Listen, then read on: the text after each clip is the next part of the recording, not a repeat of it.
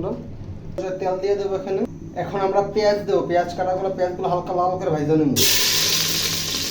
এই পর্যায়ে এখন দিয়ে দেবো এখানে আদা রসুন বাটা, এই যে আদা রসুন বাটা এগুলো দিয়ে দেবো। আমরা এখন দেবো এখানে হলুদ, হলুদের পরিমাণটা একটু বেশি থাকবে, খিচুড়ি যখন বানাবো পরিমাণ বেশি দিলাম হলুদের। যখন মশলা নিচ থেকে লাইনে আসবে তখন হালকা করে গরম পানি দিয়ে দেবো।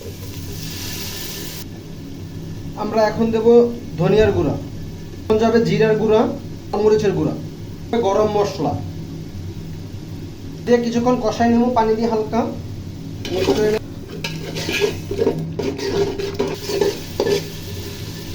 আমাদের পলা চাল দিয়েছি 2.5 পট, মসুর ডাল মুগ ডাল আছে 2টা মিলাই দিয়েছি 1 পট। এগুলো আধা ঘন্টা ধরে ভিজিয়ে রাখছি, এখন সাইকা নিছি, এখন রান্না করার সময় হয়েছে তার জন্য।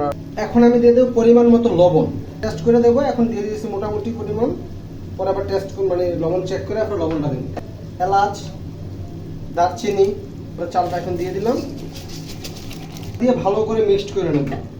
এখন আমাদের পানি মাপবো, যে এই পটটা দিয়ে সেটা আমরা চাল দিয়েছিলাম সেম পটটা দিয়ে এখন পানি মাইপা নেব। এই যে আমাদের চালগুলো এখন ভাইজা নিতেছি কিছু পরিমাণ, এই যে আমরা পানি দিয়ে দিতেছি। এখন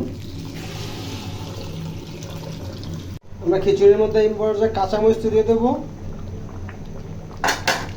খিচুড়ি রান্নার কমপ্লিট। এখন এটা দমে রাখবো, দমে রাখার জন্য আগে আমরা ঘি দিয়ে দেবো, একটু অনেক পরিমাণ ঘি দেবো আমরা এখন দমে দেবো। দমে দেওয়া আধা ঘন্টার মতো দমে রাখবো হালকা আছে।